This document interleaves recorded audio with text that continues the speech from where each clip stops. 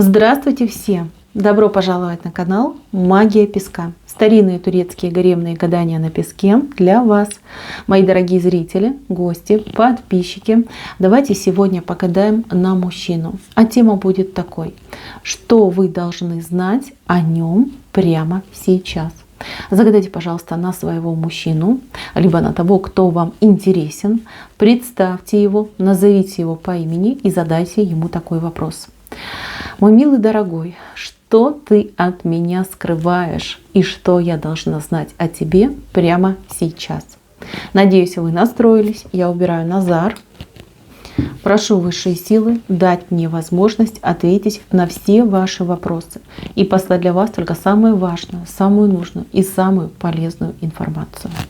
Пусть высшие силы выводят моими руками, пусть откроют нам то, что сейчас скрыто, и то, о чем мы так страстно желаем узнать. Так, ну, кто видит, тот видит. Да, вот она, чаша вышла. Этот мужчина вас любит. Вы должны знать, и вы не должны сомневаться. Да, он вас любит и любит по-настоящему. Такой любви в жизни его раньше никогда не было. Но поскольку чаша у нас тут с дырочками вышла, есть какие-то проблемки. Так, мои хорошие, вы должны знать про этого человека, что у него очень неспокойный характер. Я думаю, вы и так знаете, да? Но вы, скорее всего, не знаете причину, почему он так себя ведет. Здесь причина в женщине. Вот она, женщина вышла, из-за которой, либо по вине которой у вашего мужчины очень неспокойный характер.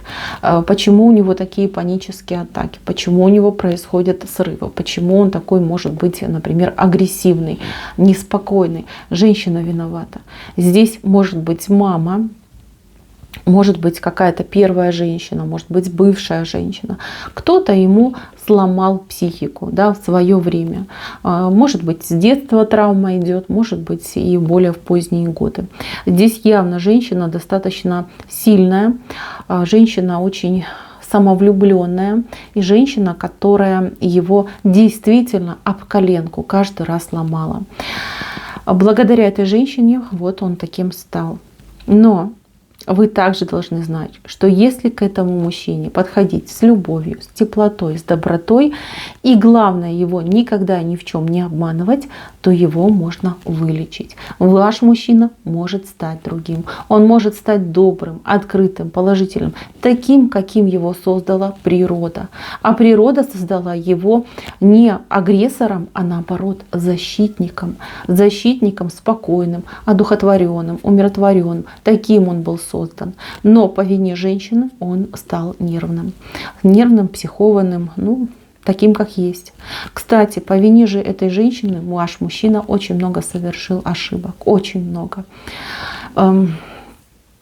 Понимаете, может быть, она косвенно как его принудила к этим ошибкам, может быть, сознательно. Это не тема, да, и это мы не смотрим. Но вот все неприятности в его жизни и его вот поведение, отношения, его проявление, это все заложило, либо благодаря вот этой женщине у него происходит. Да, таким он стал.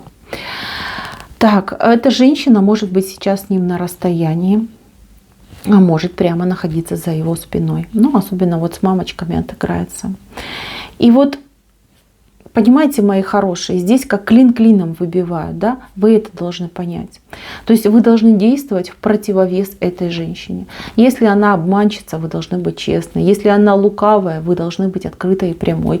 Если она агрессивная и требовательная, ну будьте подобрее и давайте, а не берите. Вот только в таком ключе вы этого мужчину вытащите, а ему нужна эта помощь. Ваш мужчина очень сильно хотел бы добиться каких-то результатов. Либо у кого-то отыграется, что мужчина хотел бы быть успешным, развиваться, чего-то в жизни добиваться. А у других отыграется, что он хотел бы отмыться от какой-то грязи, от каких-то неприятностей, от каких-то темных своих делишек. То есть ему нужна помощь. А вы, мои хорошие, ему посланы в виде ангела. Ангела, земного ангела, который будет его и вдохновлять, и помогать, и вести за собой. Ему нужен поводырь. Понимаете? Ему нужен главный человек, на кого бы он мог положиться, кому бы он мог довериться. Такое впечатление, что ваш мужчина как одиночка идет. У него могут быть друзья, у него могут быть приятели, но он все равно идет одиночкой. Одиночка. Вот он привык всегда полагаться на себя, но не всегда хватает сил и не хватает ему, знаете, еще и гармонии. Гармонии не хватает. Он весь такой разболтанный, его кидают в крайности, из огня до полумья, понимаете? Вот. А вы его успокаиваете, вы его спасаете, вы на него очень благотворно влияете. Что для него катастрофа? Это когда вы спорите, ругаетесь. Это самые страшные минуты, часы в его жизни, дни. В эти дни он просто готов на самое, ну я не знаю, самое страшное, да? То есть он не понимает: Господи, я потерял любовь, любимую, что мне делать, зачем мне вообще жить? Да, даже до такого у него мысли доходят. Что вы должны еще о нем знать? Вы должны знать, что он не станет вам изменять, что он не станет прыгать из постели в постель. Для него интимная близость — это что-то вот сродни, знаете, как, ну не знаю, там открыть душу, да, довериться. То есть только лишь когда у него идет по любви вот эта самая близость, вот только тогда он получает действительно удовольствие и удовлетворение от самого процесса. Просто как механический процесс, ну это такое, знаете, пустое, и сам собой он может это сделать. То есть здесь вы должны быть уверены, что изменять сознательно, там, идти гулять по бабам он никогда не будет. Нет, в этом плане он молодец, в этом плане он верный. Что вы еще должны знать о нем? Вы должны знать, что он, несмотря на то, что он выглядит сильной личностью, ну, по крайней мере, он так себя позиционирует, он очень сильно закомплексованный человек. Очень сильно. Там и шоры, и комплексы, и сомнения, и целая вот прям вереница всяких нехороших ощущений. Он очень нерешительный на самом деле. Ему каждое решение чуть ли не с болью дается. Вот вы ему что-то предлагаете, либо говорите, а он раз такой и ушел в себя. Вы думаете: Господи, а что случилось? Может, тебе просто неинтересно? Нет, девчонки, у него паника там внутри случилась. Он задумался, он испугался. У него мысли туда-сюда летают. Да? Как поступить, что выбрать, что делать, что делать. Боже, боже, боже. Зачем это мне все? Почему я должен выбирать? Избавь меня от этой участи. Если вы, девочки, хотите, чтобы у вас все было хорошо, не надо ставить его перед выбором. Либо не надо с ним консультироваться по каждому вопросу. Для него это мука. Делать выбор — это мука. Вот если бы вы взяли хотя бы половину, да, каких-то вопросов на себя и просто ставили перед фактом и говорили: вот я решила, что мы поедем туда, либо мы купим это, либо приготовлю вот это, ему бы было намного проще. Намного проще. Вот тут он готов полностью вам вот прям покориться, отдаться, да, и вас во всем слушаться. Вот это вы должны знать. Еще у него очень сильная родовая какая-то связь идет. То есть такое впечатление, что мужчины в его роду, ну вот как-то приблизительно более-менее одинаково жили, похожие судьбы были. Также может отыграться, что у мужчины очень сильная наследственность генетическая, да, по каким-то заболеваниям. То есть у мужчины в здоровье где-то есть очень слабые места. Вот, может быть, там с органами связано. Какая-то наследственность идет у этого человека. То есть если вот там про детей думать, да, вы тоже должны для себя понимать, что если родится, например, мальчик у вас, то он может также получить такую же ситуацию себе по здоровью. Если дети для вас не актуальны, то вы должны его расспросить о том, чем болели его мужчины-родственники. Потому что, зная, чем они болели, вы можете подготовиться и понимать, что ждет вас в будущем. Здесь вот что-то у них с кровью, да, вот в крови что-то, вот прям как по генам, да, передается из поколения в поколение. Какая-то болячка, какая-то хворь. Но с ней можно бороться, здесь нету ничего фатального. Если не запускать, если, скажем так, заниматься здоровьем, то ничего плохого не случится и не произойдет. Вот это вы должны знать. Так, ну и самое главное, девочки.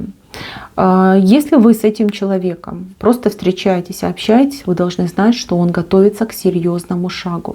Он несколько раз несколько раз уже хотел как-то решительно заявить о своих чувствах, да, и вас вот прям позвать замуж, либо съехаться с вами, быть одной семьей. Но вот каждый раз, знаете, в последний момент вот от испуга, либо от каких-то своих, да, этих комплексов он делал шаг назад. Если вы ждете и думаете, почему же он не активничает, почему же он там не проявляется и тянет резину, девчонки, он готовится. Готовится, и да, он в этом деле немножечко тормоз. Ему нужно много времени для того, чтобы принять это радикальное решение. Но даже не столько принять, сколько озвучить. Девчонки, он этого боится. Ему очень страшно, что вы ему откажете. Хотя он видит, что да, вот у вас все хорошо, там любовь, морковь. Но вот этот червячок сомнений, он в нем есть. И он ему постоянно там шепчет: она тебя бросит, ты ей не нужен, она тебя бросит. И от этого мужчине прям не по себе. Нет, он вас любит, любил и будет любить. И что бы ни случилось, что бы ни произошло, он ваш просто навеки. Что ему нужно, чтобы его периодически, да, пиночками тогда подгоняли вперед, чтобы ему верили, чтобы его поддерживали, чтобы ему иногда подсказывали. И тогда этот мужчинка расцветет, мои хорошие. Ну, конечно же, нужно следить за его здоровьем. Ваша любовь крепкая, ваша дорога, вот она, совместная, ваш союз, он неспроста, вы друг другу по судьбе. Тут высшие силы дают добро на то, чтобы вы были вместе, на то, чтобы вы были семьей и на то, чтобы у вас все было замечательно. Мои хорошие, на этом все. Спасибо за внимание. Всем пока-пока.